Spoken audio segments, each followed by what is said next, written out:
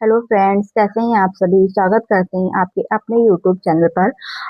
जो प्रश्नों की श्रृंखला में आज की क्लास में हम बात करेंगे कि अम्ल और क्षार से आप क्या समझते हैं, दैनिक जीवन में इनका क्या उपयोग है। यानी अम्ल और क्षार क्या होते हैं और दैनिक जीवन में अम्ल और क्षार का क्या उपयोग होता है। तो अम्ल क्या होते हैं?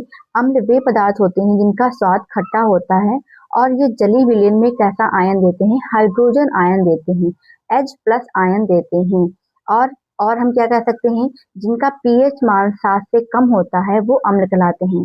अम्ल वे पदार्थ होते हैं जिनका स्वाद खट्टा होता है और ये विलयन में, जलीय विलयन में घुलने पर कैसा आयन देते हैं? हाइड्रोजन आयन देते हैं और इनका पीएच मान 7 से कम होता है। ये क्या कहलाते हैं? अम्ल कहलाते हैं। फिर क्षार के बारे में हम बात करेंगे। क्षार वे पदार्थ होते हैं जिनका स्वाद कड़वा होता है और ये कैसे लगते हैं? साबुन जैसे लगते हैं और ये जलीय विलयन में घुलने पर OH आयन मुक्त करते हैं। कैसा आयन देते हैं? OH- आयन देते हैं और इनका पीएच मान 7 से ज्यादा होता है। जिनका पीएच मान 7 से कम होता है वो अम्ल होते हैं और जिनका पीएच मान 7 से ज्यादा होता है वो क्या होते हैं? वो क्षार होते हैं। चलते हैं आगे की तरफ, इनके उपयोग के बारे में जानते हैं। दैनिक जीवन में पीएच का क्या उपयोग है? पीएच क्या होता है? पीएच एक पैमाना होता है जिसे किसने दिया था? सोरेनसन ने दिया था। या पैमाने पर कितने तक की वैल्यू होती है? 0 से 14 तक वैल्यू होती है। 0 से 14 तक वैल्यू होती है। जो 7 होता है वो एक इक्वल नंबर होता है, यानी ना ये अम्ल होता है और ना ये क्षार होता है। तो 7 से कम वैल्यू वाले जिसकी होती है पीएच होता है वो अम्ल होते हैं और 7 से पीएच वैल्यू जिसकी ज्यादा होती है वो क्या होते हैं? क्षार होते हैं। अब इनका दैनिक जीवन में क्या उपयोग है? तो दैनिक जीवन में ये हमारे पाचन तंत्र में पीएच का क्या उपयोग है देख लेते हैं। क्या है, हमारे पेट में पाचन में सहायता करने के लिए क्या होता है? हाइड्रोक्लोरिक अम्ल उत्पन्न होता है। हमारे पेट में क्या होता है? हाइड्रोक्लोरिक अम्ल उत्पन्न होता है और जब इसकी मात्रा ज्यादा हो जाती है हाइड्रोक्लोरिक अम्ल की, तो हमारे बॉडी में क्या होने लगता है? एसिडिटी होने लगती है। हमारे पेट में क्या होने लगती है?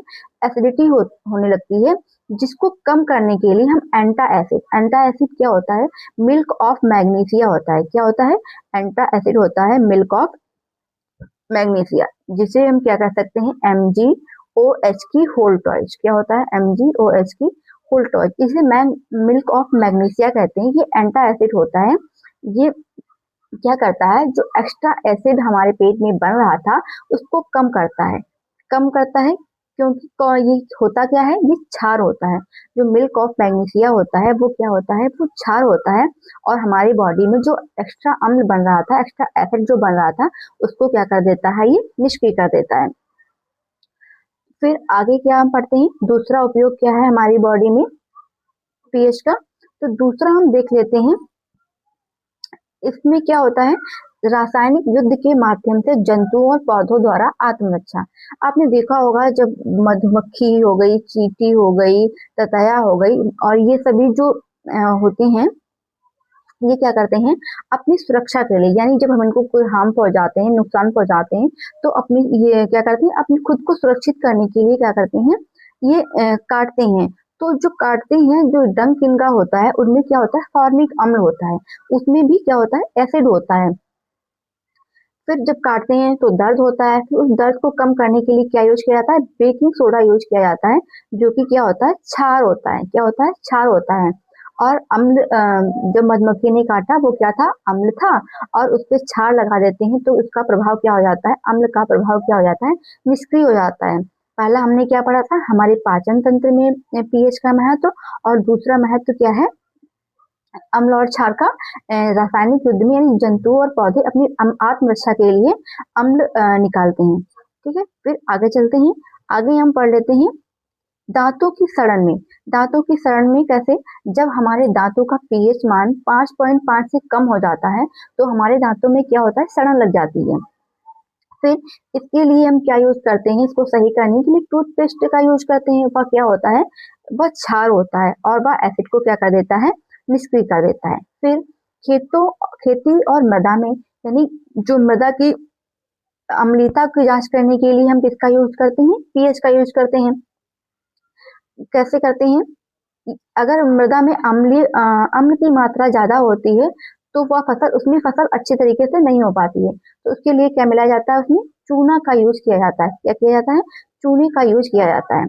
जो हमने टॉपिक ऊपर पढ़ा है उससे संबंधित हम कुछ एमसीक्यू करने वाले हैं। तो चलिए करते हैं।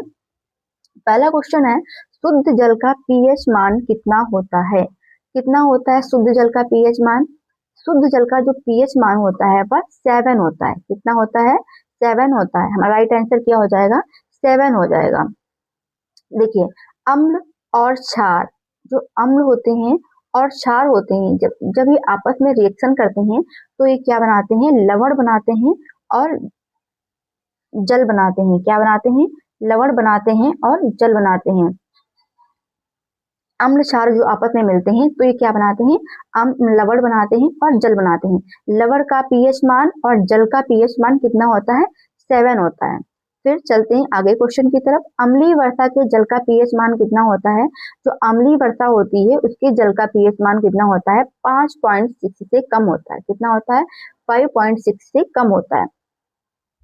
चलते हैं अगले क्वेश्चन की तरफ। मुंह का पीएच मान कितने से कम होने पर दांत खराब हो जाते हैं? अभी हमने थ्योरी में पढ़ा है कि मुंह का पीएच मान 5.5 से जब कम हो जाता है तो दांतों में क्या हो जाता है? सड़न लग जाती है। चलते हैं अगले क्वेश्चन की तरफ। मिल्क ऑफ मैग्नीशिया क्या है? तो मिल्क ऑफ मैग्नीशिया क्या है? पढ़ चुके हैं। तो ये क्या है? एक क्षार है। क्या है ये मिल्क ऑफ मैग्नीशिया? क्षार है। ये क्या है? क्षार है और एंटा एसिड है। अगले क्वेश्चन की तरफ चलते हैं। एक विलियन का पीएच मान 3 है, वह कैसा होगा? यानी एक विलियन है और उसका पीएच मान कितना है? 3 है। कितना पीएच मान है? 3 पीएच मान है। तो वह कैसा विलियन होगा? तो वह कैसा विलियन होगा?